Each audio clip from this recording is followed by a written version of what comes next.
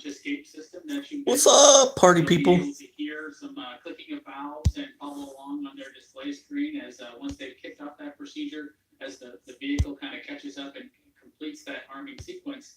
And as you know, once the fueling operations begin, the crew has to be ready to potentially launch somewhere if there was sort of SpaceX, a problem. So they are launching. Needs to be in place and armed in preparation for that fueling operation to begin. That system will stay armed throughout the ascent phase until the crew is actually safely in orbit, allowing them a safe way to escape from the Falcon 9 rocket should there be any sort of a problem with the vehicle. We're expecting to see the astronauts close their visors and arm the launch escape system that you just talked about, Bob. Here in a little over a minute, we'll get the call out from the launch team. You'll also see them ensure that their feet are in the appropriate locked-in position, their straps are tight, because again, should that system be required, they might be going for a pretty significant dynamic ride. But of course, we don't expect that to happen today, but they'll have that system in place just in case as the appropriate safety measure.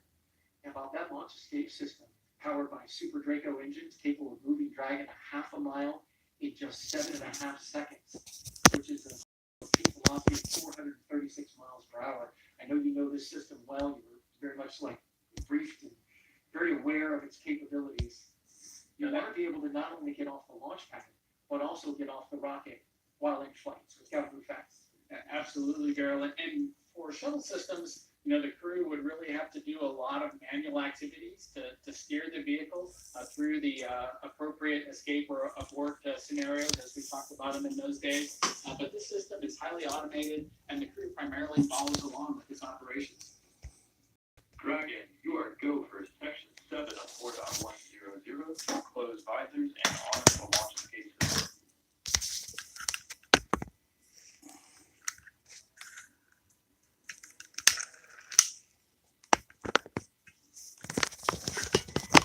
Dragon copy stepping into section 7.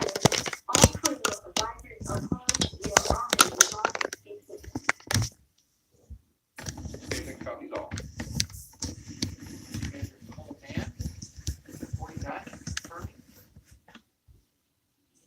Their visors are closed. They are ready to arm the launch escape system. And you can see the crew members pulling their straps. They're buckled in because from a crew perspective, that relaxation period that I talked about earlier is now over. Yeah, it's all business now. Want to make sure that you're in your seats, firm and tight for the operation of fueling. This is also the part of the operation that starts to be a little bit different than training. You really can't capture the tones. On countdown 1, launch escape system is verified armed. We have the verification of the armed escape system. So from a training perspective, the sounds and things that the crew will hear during the loading operation are just different than they're able to capture from a training perspective. And so now is when it starts to, again, be a little bit different from a crew perspective. There's no simulating that system. There is some acoustics that they try to capture. Falcon 9 tanks will be venting for the start of prop load. Expect loud venting. That they tried to capture with the Demo 1 audio, if you will. But as you heard in the comments that just came through there, you need to get reminded to expect loud venting during some of the operations. And these are new things from a crew perspective that you've been briefed on, but now you're going to hear them for the first time. 3 of the 4 crew members inside that capsule right now have never flown to space before. They are first-time flyers. The lone exception, Koichi Wakata, was a veteran with JAXA, and he's getting ready to embark on his 5th flight to space. As we wait for the next mark,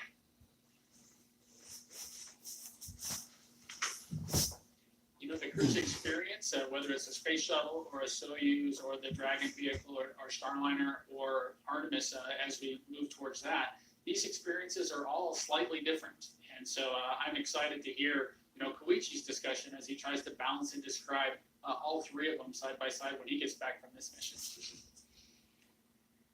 Love to hear him talk about the comparisons. There's only a few astronauts like him, right, that have been able to fly on all three vehicles. Yes, and as we go forward here with the Artemis missions coming forward, I'm excited to have folks compare and contrast their Orion experience, their SLS experience with the Falcon 9 or other rockets. That's going to be fun. Just a few seconds now, and we're awaiting the confirmation to the beginning of loading propellant into the Falcon 9 rocket.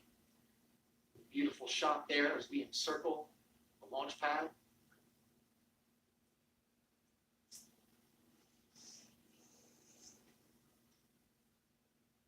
Just a few more seconds until that call out.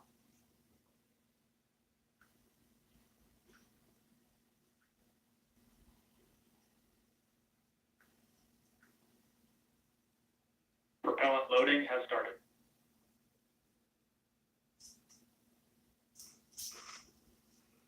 And so it begins. The loading of propellant aboard the Falcon 9 rocket, liquid oxygen and RP1. Got your propellant and your oxidizer, which blended together, make quite the combustion. Millions of pounds of thrust to get Crew 5 into space. Now, there are a lot of details to that operation, Daryl, with each of the stages. And as you mentioned, the oxidizer and the fuel both needing to be loaded. And so the crew will follow along with that carefully as the loading operation commences. If there was any reason for them to need to stop that operation, the crew would expect that propellant loading to kind of be backed out and reversed. And so they'll want to understand the state of that fueling operation going forward, just in case they had to back out of it. And we got a social question now from @Grant B117, who asks, how long does it take to complete the fueling operation? No, it's a great question, Daryl, and they started it at 35 minutes because that's really prior to liftoff, because that's how long it takes for the loading operations to kind of get executed. The crew goes through the process, the ground team of loading that propellant, ensuring that they get the proper commodities on board. The actual sequencing of things might be affected a little bit by the temperature on a given day, but they have that process well monitored, and they begin at 35 minutes because that's how long it takes to get the rocket all fueled up.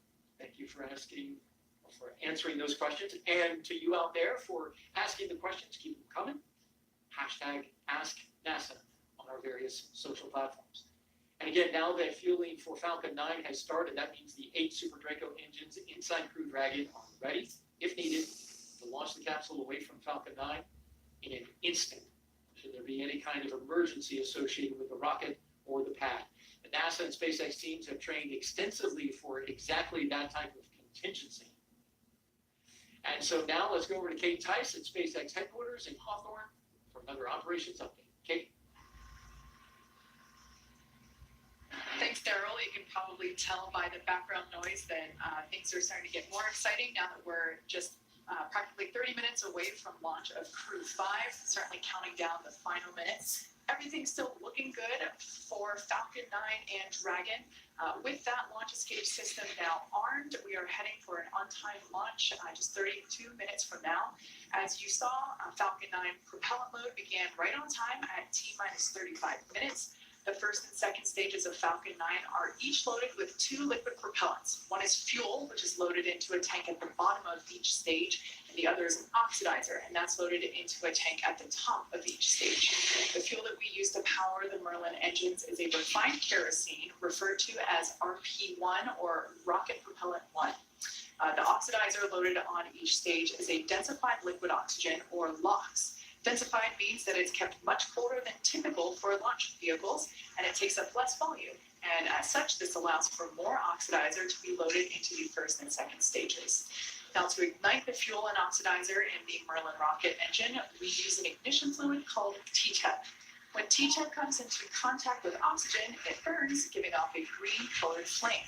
Once we have that flame going, we add in the kerosene fuel to the Merlin chamber, and the engine ramps up to full power.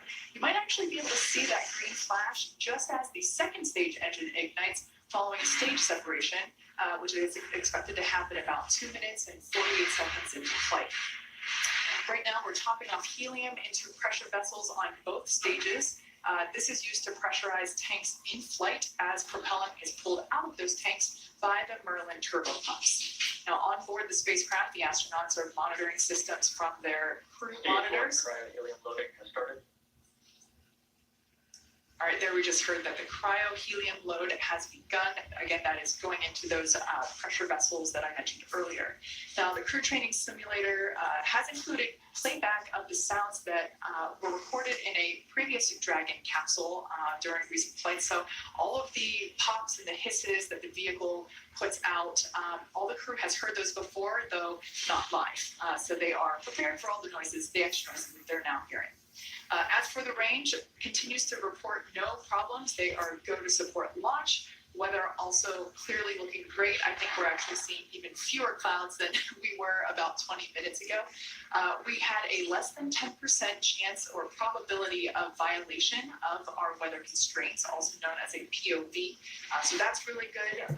That is for the launch site conditions. We are also tracking downrange weather conditions as well as launch sites around the world in the unlikely event that Dragon needs to escape. Now, as a reminder, today we have an instantaneous launch time because we're heading to the International Space Station. So at this point in time, if we hear a hold for any reason, we will have to stand down and target our backup launch opportunity, which is tomorrow, just under 24 hours from today's planned launch. At this point in time, at just under T-minus 30 minutes till launch, let's turn it back over to Jesse and Sandra for an overview of what's to come until liftoff. Great, thanks Kate. Always great to hear that we've got good weather and it looks beautiful over there at KSC. For Crew 5, the astronauts' flight to station will take about 29 hours. And as we await T0 in just about 28 minutes from now, the ground operations team is doing a series of system checks to make sure both Dragon and Falcon 9 are ready for launch. You're looking at a live view of our teams at the Cape as they prepare for liftoff. And as we wait for the launch clock to hit 0, we want to give you an overview of what the ascent portion of the mission will look like. Now, once we hit T0 and a successful launch occurs, we will watch Falcon 9 and Dragon lift off from historic launch pad 39A and make their ascent.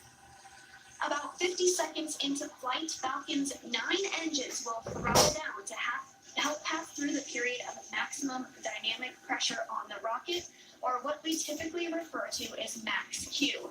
At this point in time, the vehicle will be going supersonic. And once we're through the period of maximum dynamic pressure, we can throttle up our 9 Merlin engines again. From there, at about 2.5 minutes into flight, we have a series of 3 events that will happen in rapid succession. The first is MECO, or main engine cutoff. And this is where all 9 Merlin 1D engines shut off in preparation for stage separation, which is, of course, our second event. This is where the first stage detaches from the second stage, and the first stage will make its way back to Earth for landing, while the second stage continues on its journey with the third event, which is SES-1, or second stage engine start number 1. And this is where the MVAC engine lights up and propels the second stage along with our Crew 5 astronauts to orbit. As Stage 2 heads towards its targeted drop-off orbit, Stage 1 will execute 2 burns in order to make its way back down to Earth. The first is the entry burn, and that's where 3 of the 9 M1D engines will reignite and shut down, and this helps to slow the stage down in preparation for entry back into the Earth's atmosphere. While the first stage is heading back to Earth, the second stage will cut off its 1 Merlin engine that was ignited right after stage separation. Once this happens, we will wait for confirmation of a good orbital insertion. About 90 seconds after Dragon gets into orbit, Falcon 9 will land back on Earth. The landing burn is just a single engine burn, powerful enough to bring the vehicle's speed down rapidly in order to touch down on the drone ship at about 9.5 minutes into the mission. While Falcon 9's first stage is landing, Dragon is preparing to separate from the second stage. About 3 minutes after the second stage gets into orbit, we should have a great view of Dragon with its 4-person crew drifting away from the second stage.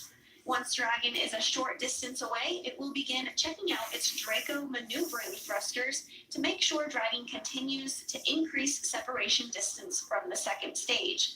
And it is worth noting that these are not the Super Draco engines that would be used during an abort scenario.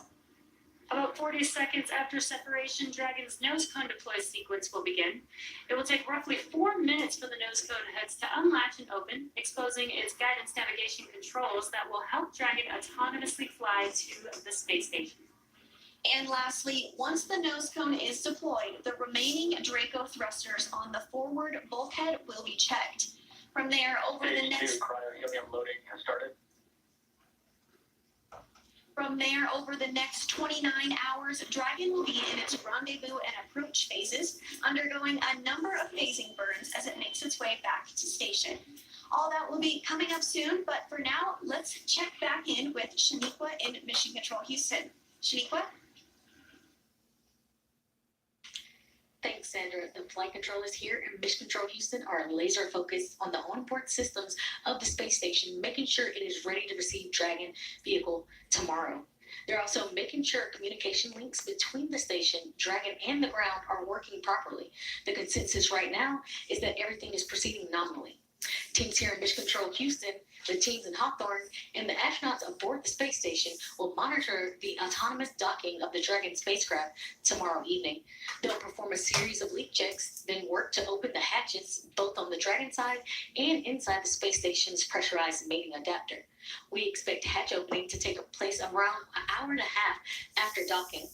And once aboard, the astronauts will be greeted by Station Commander Samantha Cristoforetti, and then the whole station crew will join in for welcoming remarks to the new crew members. Now, due to critical science, this welcoming remarks will be about 90 minutes after the crew is on board. Once on board, the crew members will no longer be referred to as Crew 5, but rather as flight engineers of the International Space Station. Here in Mission Control, Flight Director Greg Whitney is on console overseeing the team for launch, and he will be back tomorrow for docking. We'll be on air continuously through Crew 5's arrival, but live coverage of docking is expected tomorrow around 4:57 p.m. Eastern Time. That's it from now. From Mission Control Houston, I'll toss it back to the team in Florida. Daryl, how's it looking? Well, it's wonderful out here, Shaniqua. Wish you could be here. We got picnic weather out here at the press site and Launch Complex 39, where we are looking out for the launch of Crew 5 from historic Launch Complex 39A, a beautiful sweeping shot of the lawn where we have our special guests, the media are here. We've got NASA social folks who are out on the lawn, and of course, me and Bob. Bob's riding shotgun here as we take our coverage to the next level at the final 23 minutes of liftoff. Now, from the countdown rather. We are just seconds away from the 5th astronaut rotation mission to the International Space Station under NASA's Commercial Crew Program. Commander Nicole Mann, pilot Josh Cassidy, and mission specialist Koichi Wakata and Anna Kikina are strapped into their seats inside the Dragon Endurance at the very top of this rocket here. We are listening into the communications as they talk live to the Falcon 9 team. The rocket is fueling. The operation is doing well. And the launch escape system is armed. Of course, that means Dragon is prepared to launch itself away from the Falcon 9 rocket in case of an emergency on the pad or after liftoff. So far, operations looking and sounding as expected. We are counting down to our liftoff at just after noon, 12 p.m. and 57 seconds after the hour Eastern time. There was a 1 second adjustment. That's pretty typical as happens when we get to this stage of the mission. The mission is the continuation of rotational crew flights to the International Space Station from U.S. soil on private rockets and spacecraft. Of course, this would not have been possible without the success of the NASA SpaceX Demo 2 test flight now 2 years ago. And of course, the safe delivery and return of crews 1, 2, 3, and eventually here in about a week, Crew 4. Of course, we're happy to have the pilot from Demo 2, and that's Bob Bacon. Appreciate you being here, and giving us some great thoughts and explanations about everything that's been happening. Well, thank you, Daryl. I'm super excited to be here for Crew 5 and get a chance to relive my experience during the Demo 2 mission. And it's been a great one so far. We've watched the crew get into the capsule. We've watched, they've worked through a couple of issues early on, but those have been cleared. The suit leak check and hatch leak check that had to be double checked. Now we're rolling along and moving towards liftoff. A couple things that are coming up as we count down. We're going to have stage 2 RP1 load complete. That's in 20 seconds. A few seconds later, we'll get strong back chill. That will begin in order to set the stage for the stage 2 liquid oxygen load.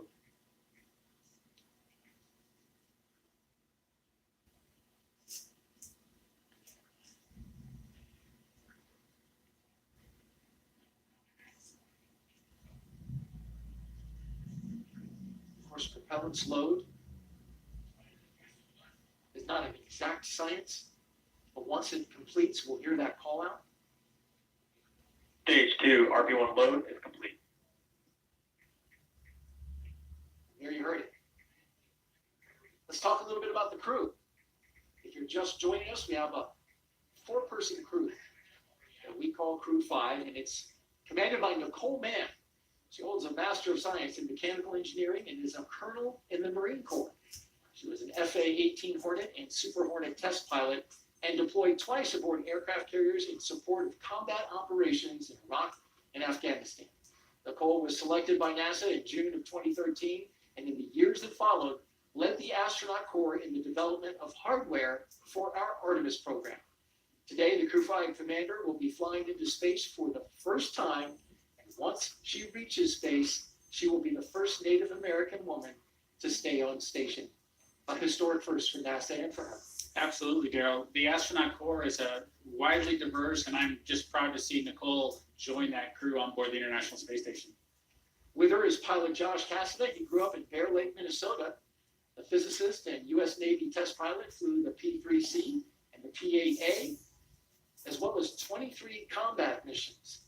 He later became an instructor at the U.S. Naval Test Pilot School, which is a path to NASA for military officers.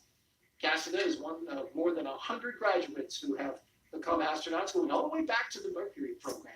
More recently, he served as capsule communicator and mission control, but today he is the pilot aboard Dragon. It's a seat I know well, and I look forward to seeing Josh support Nicole and the rest of the crew on their way towards the International Space Station. The mission specialist now, Koichi Wakata, he's the veteran, a Japanese astronaut who has a doctorate in aerospace engineering. In 1996, he became the first Japanese mission specialist aboard the Space Shuttle Endeavour for STS-72. Altogether, Koichi flew 4 Space Shuttle missions, a Roscosmos Soyuz, and was on a long-duration stay aboard the International Space Station. During his 2-decade career as an astronaut, Koichi has spent 11 months in space. Bob, you spent a fair amount of time in space yourself. It's great to have a veteran aboard. It absolutely is, and in addition to being a veteran, Koichi just has a wonderful personality that I know is just it's key to kind of success on board the space station. Our second mission specialist is Roscosmos cosmonaut Anna Keegan. She graduated from the Novosibirsk State Academy of Water Transport in 2006. In 2012, Anna officially became a candidate for the position of test cosmonaut. Crew 5 will be Anna's first flight into space, along with 2 of her other fellow astronauts. Now, each of these 4 crew members will be part of Expedition 68 once they arrive at the International Space Station. There you see them there inside Crew Dragon Endurance, the second flight for this Dragon. I want to let you know, if you're here locally, you want to step outside and enjoy the launch, you got a small radio, you can pick us up on VHF radio frequency 146.940 on the megahertz scale, and on UHF radio frequency 444.925 megahertz FM mode. You can hear that all within Brevard County, right here on the beautiful Space Coast. And you can see the Stage 2 launch load has started. just got the call out that the stage 2 LOX load has started, putting that liquid propellant into the second stage.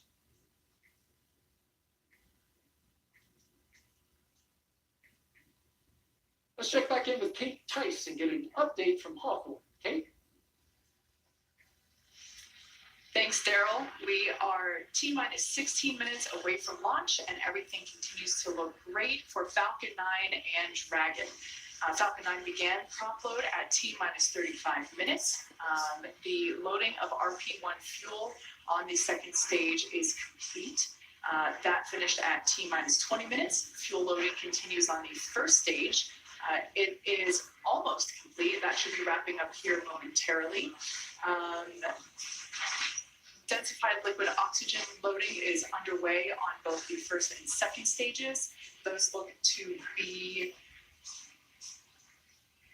about 80% on the first stage and has only just recently begun on the second stage, so not much there yet. That will wrap up at T-minus 3 minutes and T-minus 2 minutes respectively.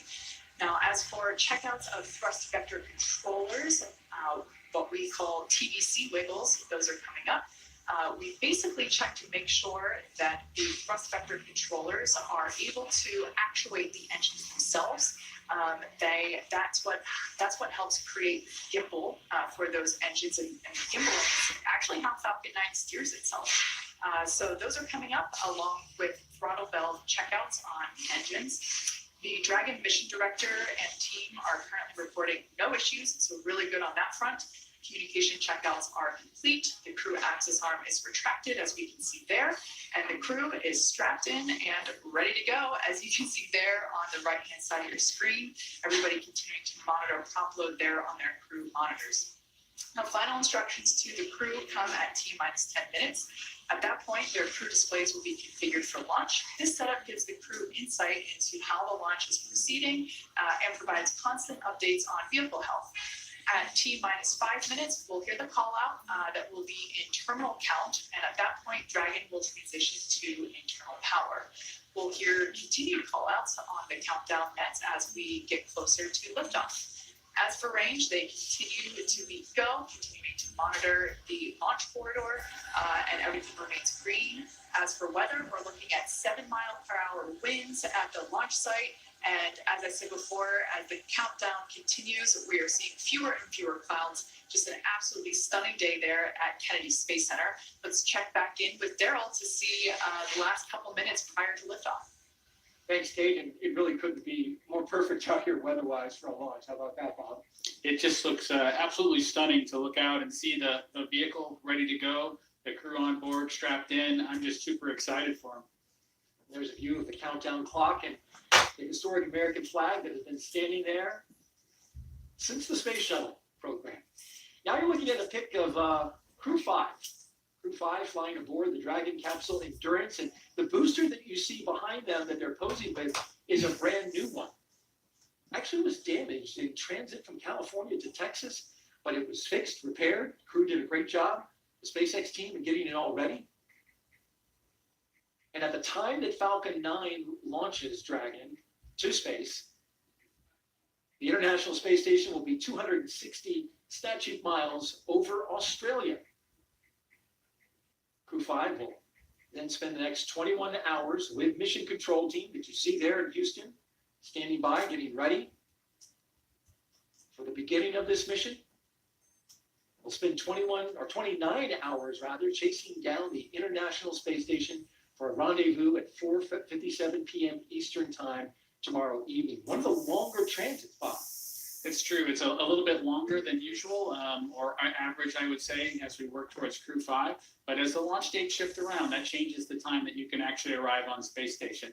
They've got plenty of consumables, so it should be fun to have some time in space.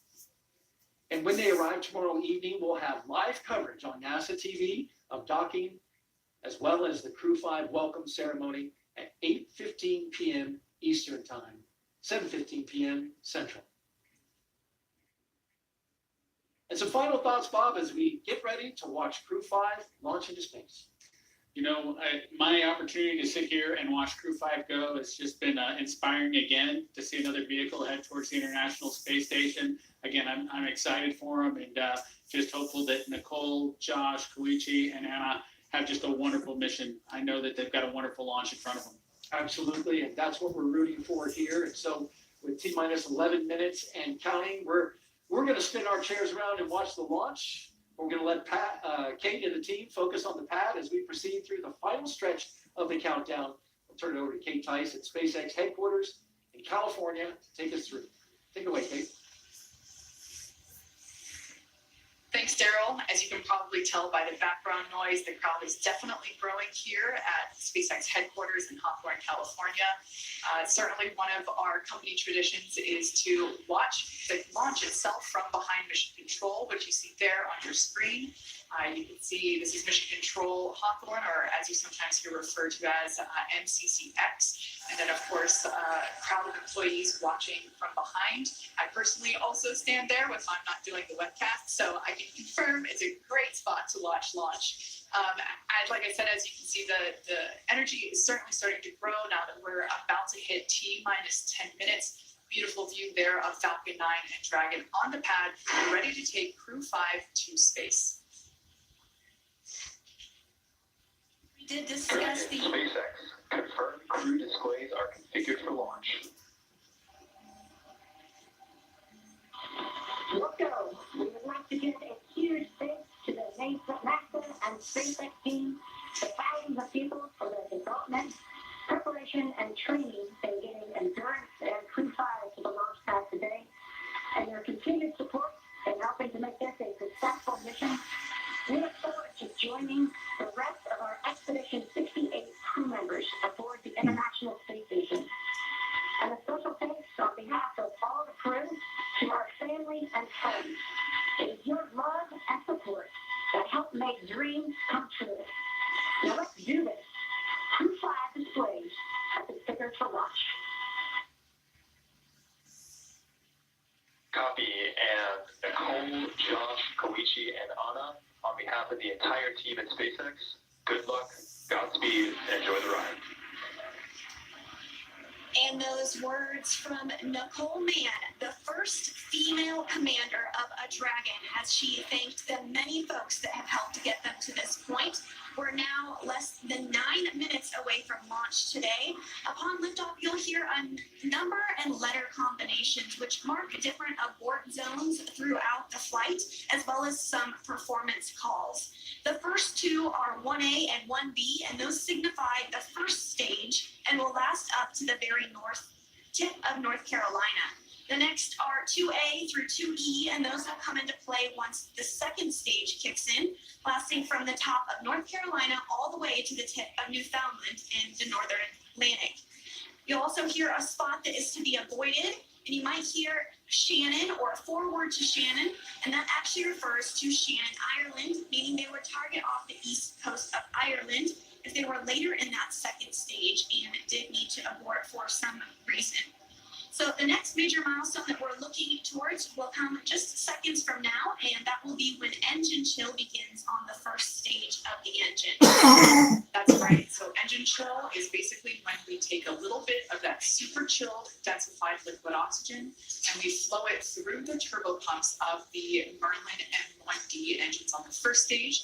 This helps to prepare the turbo pumps and avoid any thermal shock to the hardware when they see the full flow of liquid oxygen during ignition. We're also expecting the conclusion of prop load for the RP1 on first stage to wrap up at T-minus 6 minutes. LOX load continues to be underway on both first and second stages, again wrapping those at T-minus 3 minutes and 2 minutes. And after that, we'll hear a number of call-outs related to Dragon's flight computer. Some will be Stage 1 engine chill has started. and you did just hear that call out that stage 1 engine chill has begun. Coming up in just about 45 seconds, we should expect to hear that RP1 load is complete. RP1 load is that densified kerosene or rocket fuel that will help propel the crew into orbit. loaded into the first stage, and we are standing by to hear that it was loaded into the second stage as well. Again, we expect that to wrap at T-6 minutes. The venting that you see on screen is totally normal. That is just some Stage 1, RP1 load is complete. great news there that RP1 load is now finished. As I was saying, the venting that you see on the vehicle is totally normal. That's just some of the super chilled densified liquid oxygen just vaporizing as it comes into contact and vents from the vehicle. And coming up, we'll also hear the call for Dragon to configure for terminal count, and then it will be transferred over to internal power. And then we'll hear that propellant tanks on Falcon 9 are getting ready to pressurize, which helps add some additional rigidity and structural support as we get ready for strong back retract. That strong back will retract a couple of degrees at first, and then we will see it swing open completely just shortly or at the moment. Both nine tanks will be pressurizing for a strong back retract. And there's that indication that we are preparing for that strong back retraction. Coming up in just a few seconds, we should hear that Dragon is in terminal count. Dragon is in configured for terminal count. All right, there we heard that call. Dragon onboard computers have now taken control of the vehicle. As I mentioned before, first stage LOX or liquid oxygen loading is underway. We'll wrap up at T-3 minutes. The second stage will wrap its LOX load at T-2 minutes. Launch teams continue to report no issues. Everything remains green for an on-time launch.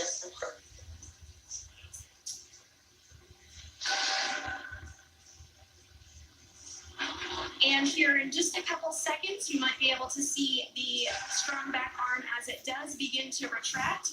As Kate said, it will recline 2 degrees.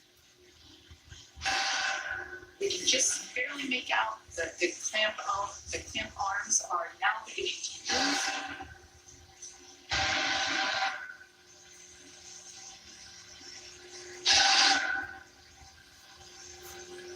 All right, now that those clamp arms were removed, as Sandra said, this will retract by 2 degrees, and then at liftoff, the strong back will retract another to 45 degrees, allowing Falcon 9 to clear. Strong back is part of the transporter erector, and the transporter erector is what provides the liquid, the gases, the electrical connections to the vehicle. It's also what we use to integrate the vehicle in its horizontal position, and you can see that 2 degree retraction just now.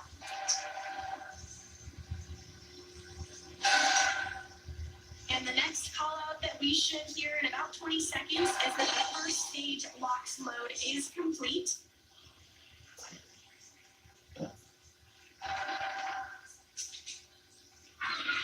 Stage 1 LOX load is complete. And there we go, all of the oxidizer loaded on stage 1. Soon we'll hear that stage 2 LOX load is complete, and that will be the last propellant call out we'll hear today.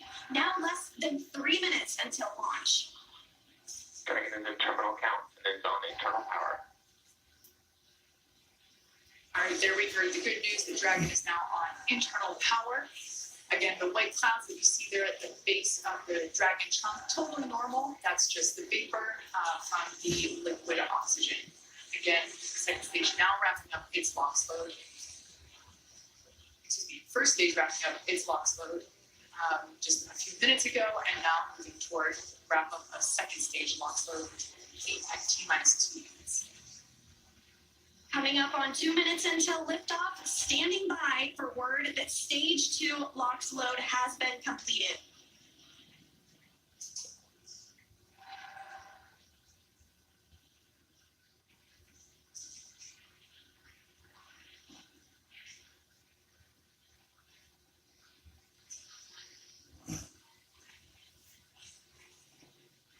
Dragon is in auto idle. Stage 2 LOX load is complete. There we heard the call out. Falcon 9 is now completely fueled.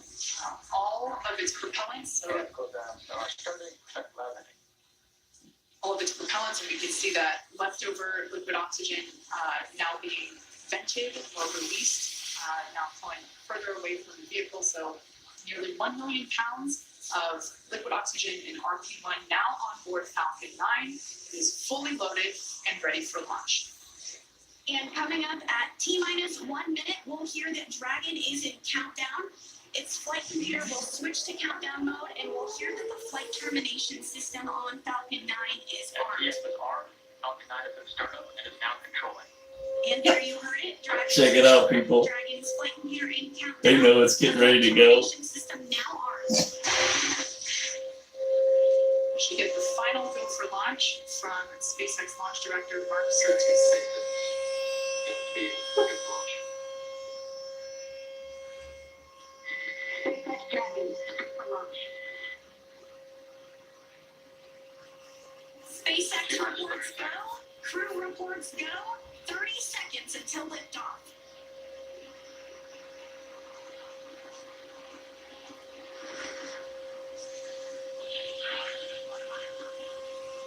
T-minus 15. 10, 9, 8, 7, 6, 5, 4, 3, 2,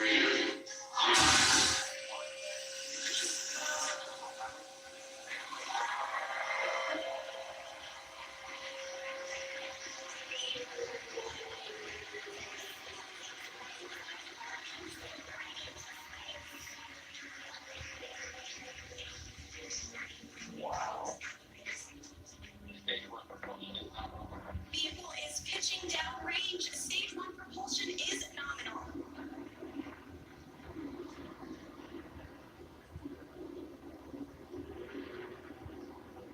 We're now at T plus 35 seconds into the 5th rotational crew mission on board Dragon and Falcon 9.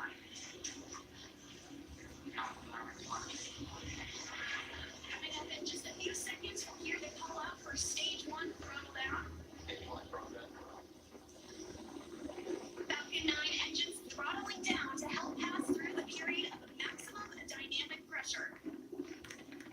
This period is known as max Q, and once the vehicle there we just heard that the vehicle is now traveling faster than the speed of sound. Once through max Q, we'll throttle those engines back up. Oh, Stage 1 throttle up. Stage 1 Bravo. Copy 1 Bravo. That call out for 1 Bravo means we're in the second and final abort mode for the first stage, continuing to get good performance. The crew is already pulling over 2 Gs. And next up is going to be a couple of events in rapid succession. First will be engine chill on the second stage and back engine. And there you heard that call out. And then we'll have MECO, or main engine cutoff, where the 9 engines igniting will cut off in preparation for second stage separation. Then we'll see the single Merlin vacuum engine on the second stage ignite and continue to carry the Crew 5 astronauts to orbit. Just like we did on first stage, that MVAC chill is intended to help pre-chill the hardware prior to the full flow of that densified liquid oxygen. Stage 1 throttle down. At this point in time, those 9 Merlin engines are beginning to throttle down in preparation for MECO, or main engine cutoff.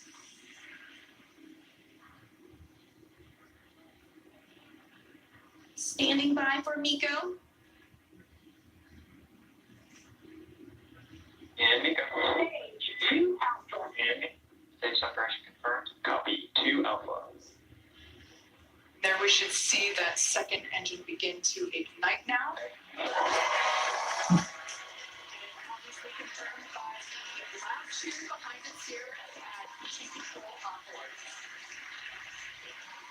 And we're also in 2 Alpha for the aborts if needed.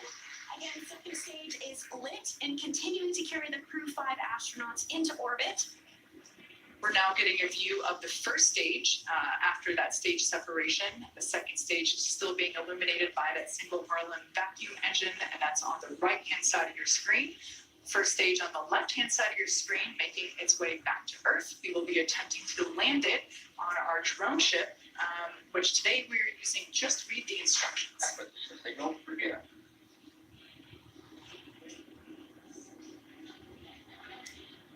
And we did hear that acquisition of the ground station in Bermuda.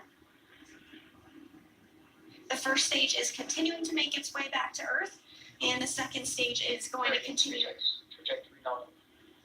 Another good call, trajectory nominal. Directed copy. Confirmation there from Commander Nicole Mann. You can also sort of see the Space Coast there in the background of the first stage on the left-hand side of your screen.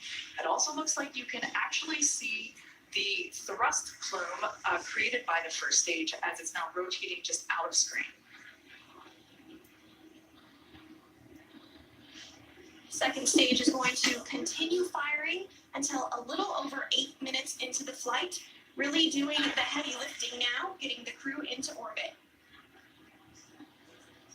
Everything continues to look nominal on both first and second stages. As I mentioned before, the first stage will be making a landing on one of our drone ships, which is currently parked a couple hundred miles off the coast of Florida in the Atlantic Ocean. So we can see now that SpaceX, trajectory nominal. good confirmation there that we have good trajectory. The second stage now traveling over 5,400 miles per hour. Crew is pulling a little more than 1G right now. That's going to continue to ramp up, peaking just before we get to second stage cutoff here in just a few minutes from now.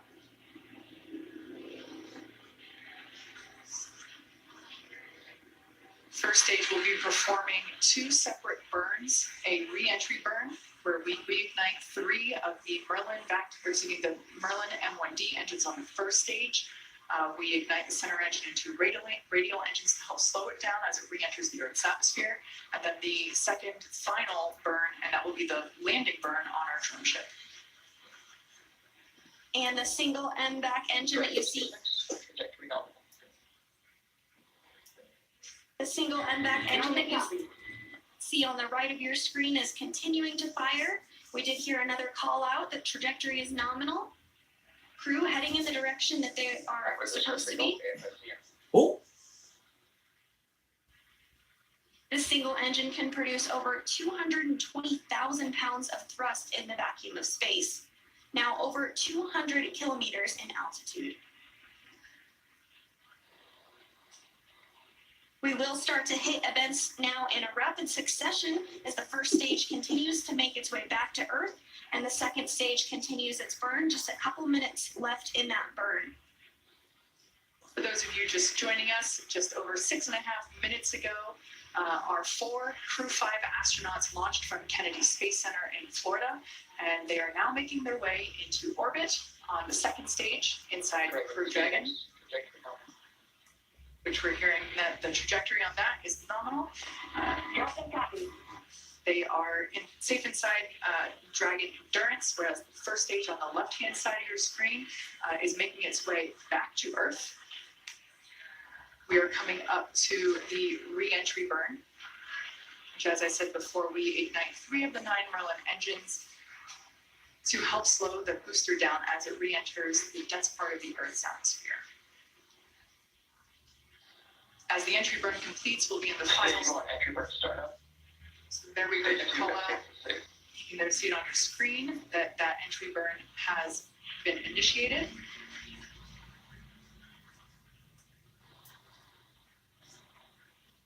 And as that entry burn completes, we'll be in the final different abort phases here shortly, which essentially correspond to areas along the very northeastern seaboard of the U.S.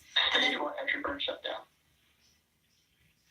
great news that entry burn was shut down, and then those last all the way across the Atlantic off the coast of Scotland for those abort zones.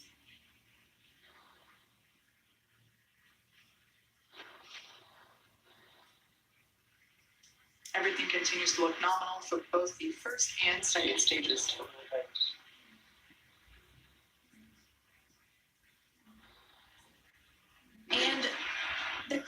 with the second stage still attached, is now traveling over 13,000 miles per hour.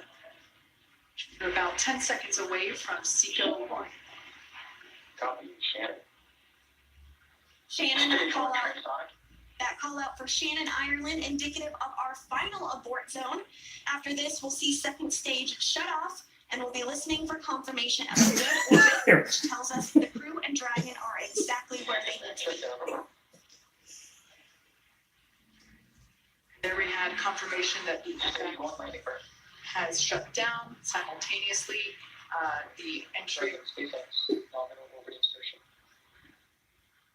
And you heard that call for a good insertion. We will coast for a few minutes.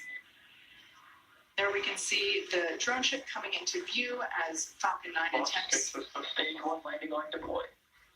You can see those landing legs have now deployed. And as you can see on the screen, and you can hear by the clapping and cheering behind me, Falcon 9 has landed on our drone ship just through the instructions for Dr. Costa Florida. And again, that second stage separation will be coming up just a couple of minutes now. We do coast for a few minutes after second engine cutoff to allow any rates to or motion to dampen out and settle. And looks like we're going to get a view of the second stage as it separates here shortly. We did hear that the crew has been successfully inserted into a good orbit.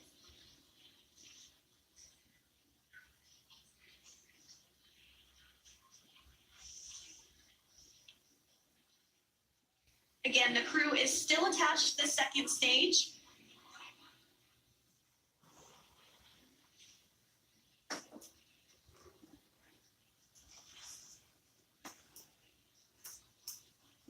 We are expecting stage separation to occur in just over a minute from now, about 1 minute and 8 seconds.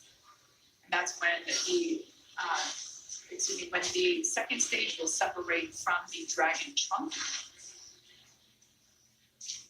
The Dragon trunk is the part of hardware where we are able to house the cargo that is able to be exposed to the vacuum of space, as well as the solar panels, which help power Dragon while it is on orbit. Again, that stage separation is now coming up in about 30 seconds. After stage separation, we will have nose cone deployment. Now that Dragon is in the vacuum of space, we will be able to open the nose cone and expose that forward hatch, which is what is utilized to dock autonomously with the International Space Station. And that nose cone does stay closed for the flight uphill to help protect all of the guidance, navigation, and control sensors.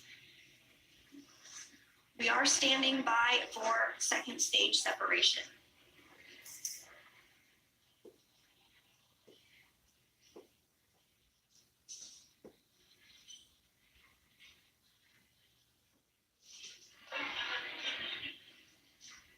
And there is separation. Dragon separation confirmed.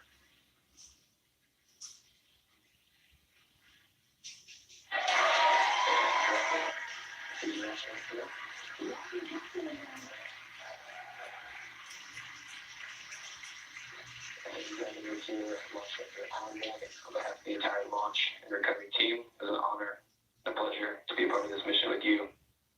And while October 3rd may belong to the main girls, October 5th will forever belong to Crew 5. Godspeed, Endurance. Cheers.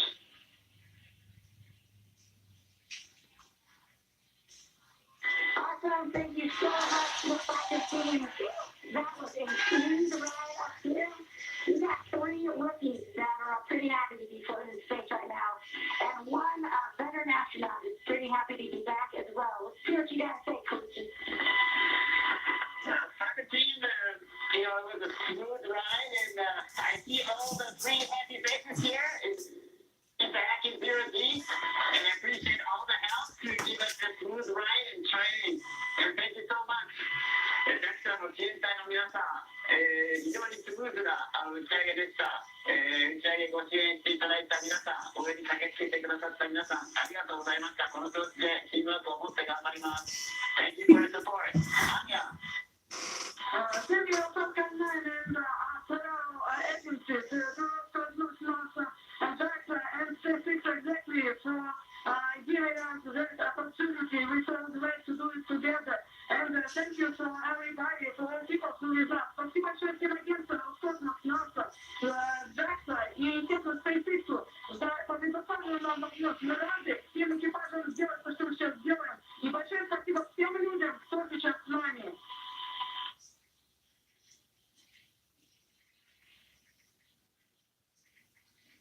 Some really nice words there from the Crew 5 crew, as well And as Dragon Substance, speaking thanks for the words. Have a great ride. Have a good mission. We'll see you later. a wonderful Mean Girls reference there by launch director Mark Soltis, and then we just heard from Chief Engineer Dan Alex.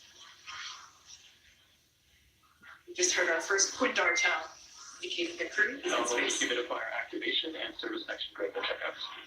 Expected loss of signal, New Hampshire. And Kate, it did look like we were getting our first views of that microgravity indicator. I did see that as well. And we're getting views now of the crew on orbit, 3 of them for the first time ever. We saw some cheers, some high fives. Looks like they're feeling great.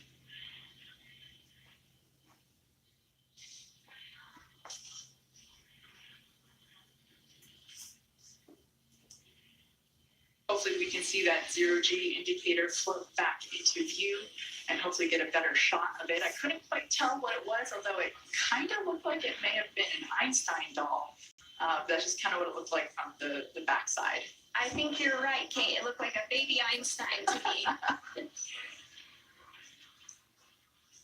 So the next milestone that we're looking ahead towards is the nose cone opening.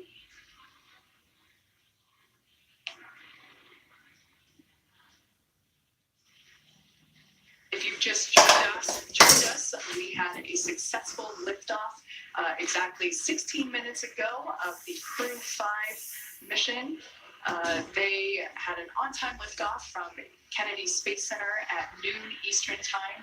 They had a smooth ride up to orbit. The first stage landed successfully on our drone ship. Just read the instructions, and everything has been looking good so far. We are hoping to get another view on board Dragon once we're able to get that camera back.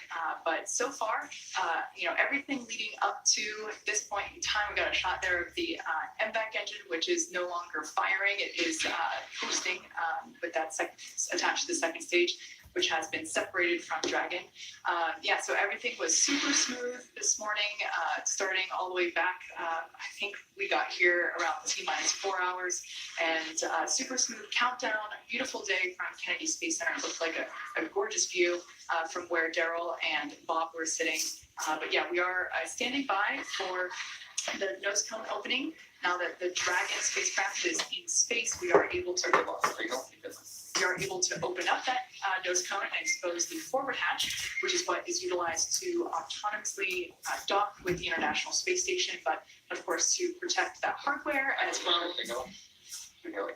well as protect the guidance and navigation control hardware. We keep that nose cone closed during launch preparations and during the ascent portion. So as you can saw there momentarily, Dragon is in space, and the Crew 5 astronauts, all 4 of them, are floating, or they will be able to float soon. We're hoping to get another view of that zero-G indicator once we're able to bring onboard cabin views back to you of the Crew 5 crew. We always like to see what the zero-G gravity indicator is. As you saw earlier in the webcast, Bob actually brought the zero-G indicator that he and Doug used on the Demo 2 mission, a lovely sequin dinosaur, which I also have one at my desk, not the Bob obviously has the one that went to space. Mine is a replica, but we love seeing these zero-G indicators. It's a really nice way to connect those of us on ground with the folks up in space. So as I said before, we are anticipating nose cone deployment shortly. Just need to do a quick check-in, and there we can see now the nose cone, the hooks have been released, and we see that nose cone moving with a pretty up-close shot.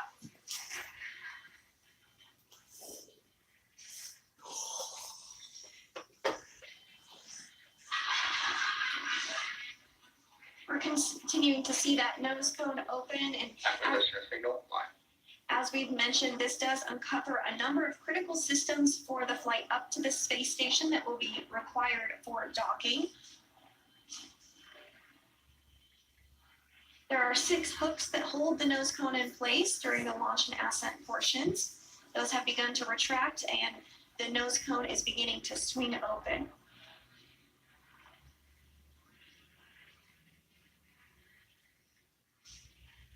The nose cone is about 2/3 of the way open at this time, so we do expect it to be fully open here shortly.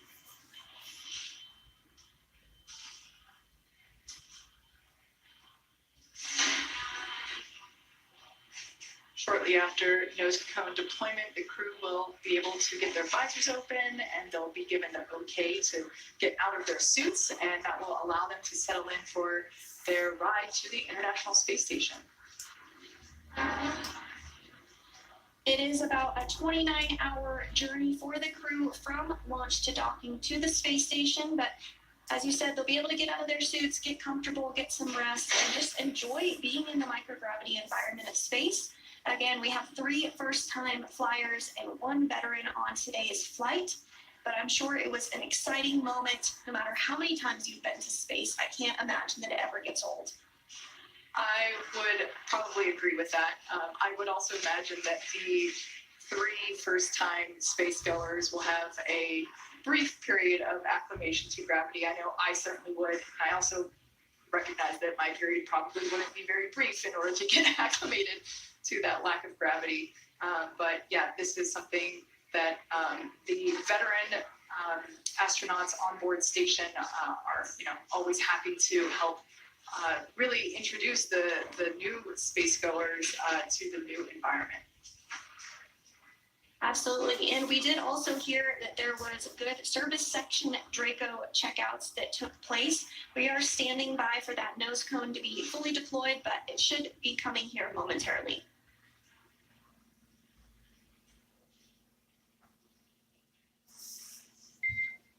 Dragon, we see a nominal nose cone opening, TCS and forward bulkhead Draco checkouts.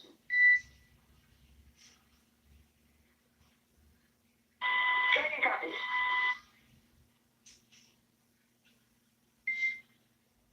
Next burn is the upcoming phase burn per your displays. We see the phase burn in 28 minutes. Good feedback.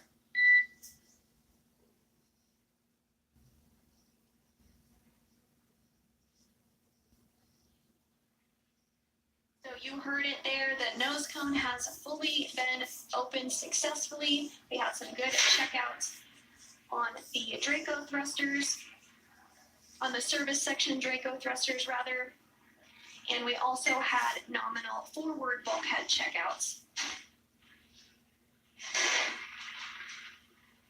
That's right, and the astronauts should be getting the okay to doff or remove their suits in about 6 or 7 minutes. I would imagine that, as Sandra mentioned before, we do have 3 space newbies on board today. I would imagine that they would be pretty excited to get out of their seats. They've been in these seats for a while. The crew ingressed hours ago, and I would imagine that the 3 folks and even the veteran, everybody would be excited to get out, be able to float around a little bit for the first time on this Crew 5 mission. Yes, absolutely. And you do see the crew working through some procedures there on the touchpads that they do have in front of them. They'll continue to have those available for them throughout their flight uphill. Again, this is going to be about a 29-hour launch to docking for Crew 5.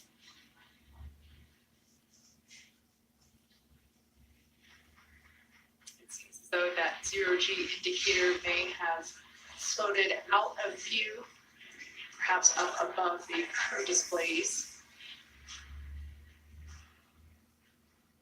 We can see that the visors are up. Dragon, SpaceX, environments are looking good for suit doffing. For today, we can leave the camera configured for a little while longer, but at this time, you are go for 4.012 and 4.300. As a reminder, please stow the suits with the visors closed. I'll copy. Okay, Dragon copies. We are going for 4.012 and 4.300. We're going to keep the cameras configured, and when we stow the suits, we'll do it with the visors and Good readback. At this time, you're also go to tell the world a little bit about that stowaway we saw shortly after second engine cutoff.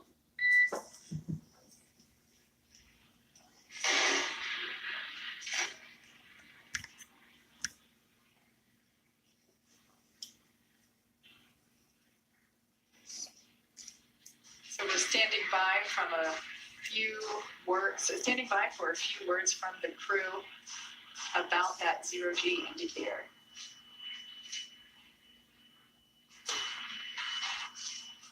There it is.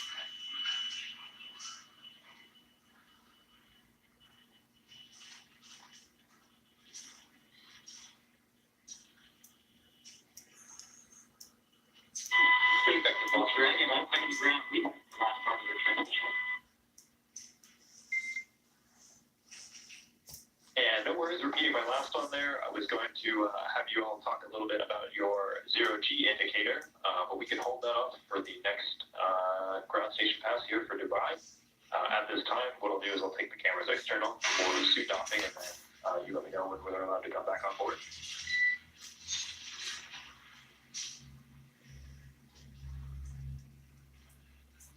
Okay, Dragon copies, and we'll let you know when you come back on with the camera.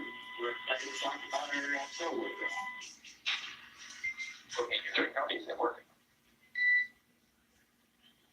And it does sound like we are in a brief expected loss of signal with the crew. This does happen from time to time when we're in between our satellites, but we will have views and communication back with them here shortly, and we're looking forward to hearing their words on their stowaway and what that special meaning is for the crew.